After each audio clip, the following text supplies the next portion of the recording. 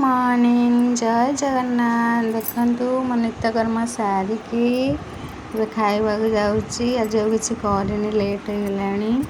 चा मुढ़ी save biscuit खाइबा start करवा। चल खाइबा।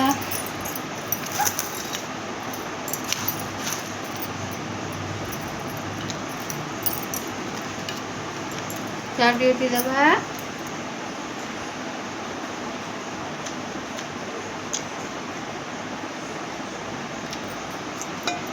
चाटा गोटे बद अभ्यास पूरा होगला। मु तो चा लवर आपण मैंने चा लवर कि नहीं निश्चय कमेंट रे जनइबे। चाह पीवा भल नुहे। मु डेली वीडियो रे लगातार देखी कि चा अभ्यासटा मोर जमा भी गलानी।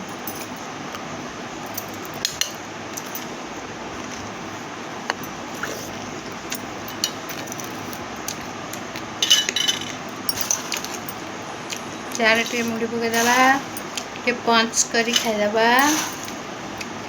मुझे चोबा चोबी करें मत से बसिक चोबा जिनसा भल लगे। बस चाहे पकईकी खाईदे। मो पर कि एमती पंच कर खाया भल पाती सांग मैंने कहते तो मत।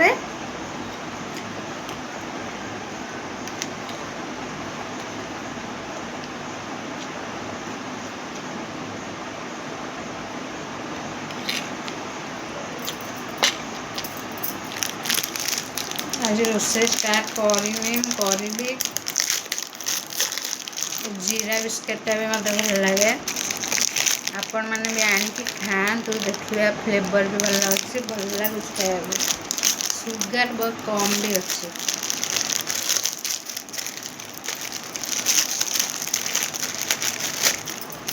आज आ कि मसला उठा तरकारी जमा करूनी। पेट गैस हो जाऊँगी। आज बास सादा सीधा खाद्य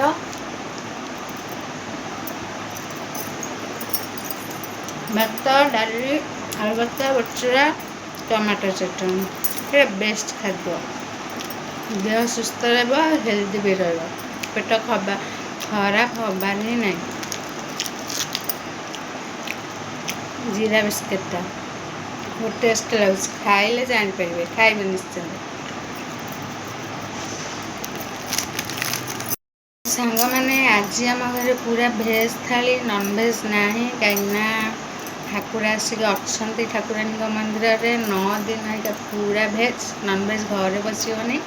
आम घर नुहे अन्य मान घर भी नुहे ये क्या घर भी बसबनी। आज पूरा सादा सीधा सिंपल खाद्य।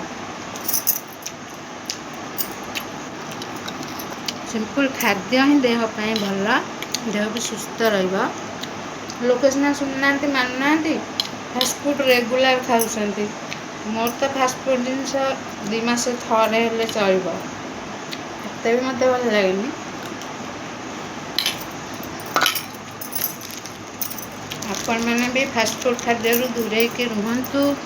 बस घर नॉर्मल सादा सीधा खाद्य खातु और सुस्थ रुहतु।